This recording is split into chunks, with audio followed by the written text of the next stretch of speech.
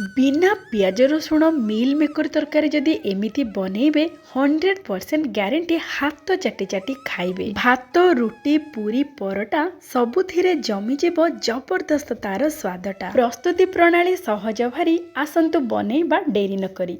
दर्शक बंधु आज आमे प्रस्तुत करिबा मिल मेकर आउ छोट आलू को नेकी बहुत बड़ा स्वादिष्ट तरकारी बिना पियाज रसुण रे। तेबे आसंतु आजिर प्रस्तुति आरंभ करिबा। एठी देखंतु आपण माने सोयाबीन रो बड़ी बा सोया बड़ी जो आकार नेबे सेही आकार आलू नेबे। ताठू टिके बड़ हेले चलिबो किंतु बहुत बढ़िया लगे। आपण माने छोट छोट आलू तो एबे शीत दिने बहुत बढ़िया मिलूची। आपण माने ए आलू सहित सोयाबीन को मिसेकी तरकारी करंतु बहुत स्वादिष्ट रहिबो। आउ देखंतु आमे कोन करबा ना जो छोट छोट आलू ताकू आमे टिके बतुरे के किछि समय पई रखिदबा पानी रे, जहा फल रे कि ऊपरे जहा मैला किंबा माटी लागि थिबो भल भाबरे बतुरी जिवो। तापरे आमे ताकू 2-3 थर भल भाबरे धोइदबा। धोई सारिबा परे आमे नबा प्रेशर कुकर रे धोइथिबा आलू को देइदबा। तापरे आमे जो मिल मेकर बा सोया बड़ी को नैचे ताकू बिना धोई के आमे एठी देइदबा। तापरे आमे अल्प पानी दबा जेमिति हल्का हल्का ए मिल मेकर आ आलू बुड़ीला परी। तापर आमे एथिरे देदबा लूण, जहा फल रे कि मिल मेकर आ आलू फीका लागिबनी। तापर आमे ढांकुणी देके गोटे सीटी आसीबा पई मीडियम फ्लेम रे बसई दबा। एमिति हेले मिल मेकर पूरा पूरी नरम ही जिवो, आलू भी बढ़िया भाबरे सीझी जिवो। जेहेतु छोट आलू गोटे सीटी रे बढ़िया भाबरे सीझी जिवो। एठी देखंतु आलू आ मिल मेकर बढ़िया भाबरे एठी सीझी जाईची। आमे आ मिल मेकर को अलगा गरम पानी रे पकेइबानी कि ताकू सीझेइबानी। एमिति आमे आलू आ मिल मेकर को गोटे सीटी देकी बढ़िया भाबरे ताकू सीझेकी बाहर करदेबा। तापरे ठंडा हो गला परे मिल मेकर को भल भाबरे चुपुड़ी दबा जेमिति सबु पानी निगड़ी जिवो बा सबु पानी सेथिरु बाहरी जिवो। तापरे आमे आलूर चोपा को छड़ेकी रखिबा। एठी देखंतु सोया बड़ी बा मिल मेकर केते बढ़िया भाबरे सीझी जाईची, आलू मध्य बढ़िया भाबरे सीझी जाईची। एमिति आमे चोपा छड़ेकी आलूर रखिदबा। तापरे आमे गोटे बहुत बढ़िया मसलाटे प्रस्तुत करिबा।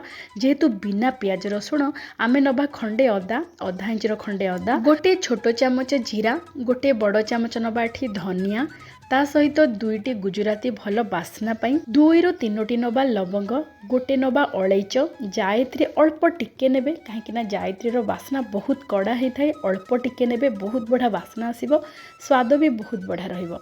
ता सहित 2 खंड माने छोट खंड डालचीनी, 7-8टी गोलमरीच, ता सहित 2टी बड़ साइजर नाली पाचिला टमाटो। यही सब को पूरा पूरी चिकन करके आमे बाटी दबा। एथिरे आउ अलगा कौनसी मसला गुंडर व्यवहार आमे करिबानी।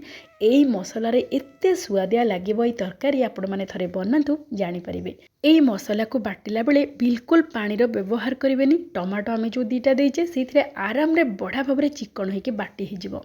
एबे आमे मसला बोटा को टिके कड़क रखि दबा। हांडी को बसई दबा मीडियम फ्लेम रे। तापरे 2 बड़ चामच दे दबा सोरिष तेल भल भाबरे गरम हे गला परे आमे 2टी लवंग को एठी टिके भांगिकी बा टिके खंड खंड करके पकई दबा। बहुत बढ़िया बास्ना आसीबो। हळदी गुंड टिके आ लंका गुंड टिके देकी जाल को पूरा कम करिथिबे, नचेत लंका गुंड पोड़ी जिवो। आ हळदी गुंड लंका गुंड दे सारिबा परे आमे जो सोया बड़ी को बा मिल मेकर को चुपुड़ी की रखिथिले ताकू एठी देकी 2 मिनिट पई टिके मीडियम फ्लेम रे भाजी दबा, जहा फल रे कि टिके हल्का हल्का बादामी रंग हि जिवो। आ एमिति लंका गुंड हळदी गुंड लवंग खंड देले बहुत बढ़िया बास्ना आसीबो, पूरा पूरी सुआदिया लागिबो। हाथ चाटिकी आपण माने खाइदेबे एमिति तरकारी जदि प्रस्तुत करिवे। एठी देखंतु 2-3 मिनिट रे ए मिल मेकर टिके टिके हल्का बादामी रंग हो गलानी। एबे आमे जो आलू सिझेकी रखिथिले चोपा छड़ेकी से आलू को एठी पकेकी आउ 2 मिनिट पई टिके भाजी दबा ए मिल मेकर सहित। एमिति आलू रे भी मध्य हल्का हल्का टिके बादामी रंग आसी जिवो। आलू आ सोयाबीन को एमिति प्रथमे भाजी देबे, तापरे आपण माने तरकारी प्रस्तुत करिवे। एठी देखंतु आलू आ सोयाबीन बढ़िया भाबरे 5 मिनिट भितरे भाजी हे गलानी। आ जेते बेले भाजिबे टिके मीडियम फ्लेम किंबा लो टू मीडियम फ्लेम करके भाजिबे। एठी आमे ताको काढिकी पुणी हांडी रे नै जिबा 2 बड़ चामच सोरिष तेल भल भाबरे गरम हे गला परे तेजपत्र आ टिके जीरा दबा। आउ एठी आमे दबा गरम मसला जहाँकि गुजराती अलैच डालचिनी लवंगर गुंड अल्प टिके दबा आपण मैंने गोटा न देकी एमिति हल्का गरम मसला को दरदर गुंड करके एठी देबे बास्ना और स्वाद बहुत बढ़िया रहिबो। तापरे देदेबा हलदी गुंड अधा छोट चामच गोटे चामच देदेबा काश्मीरी लंका गुंड भल रंग आसीबो। देखंतु केते सुंदर रंग आसीची। ता सहित गोटे चामच कसूरी मेथीर गुंड ए सबु दे सारिबा परे आमे जो मसला को बाटिकी रखिथिले से मसला बटा को एठी दे दबा। आ जेते बेले लूण हळदी ए सबु देबे जाळ को पूरा पूरी कम करके रखिबे। एबे देखंतु मसला जेते बेले कसिबे लो टू मीडियम फ्लेम करके कसिबे।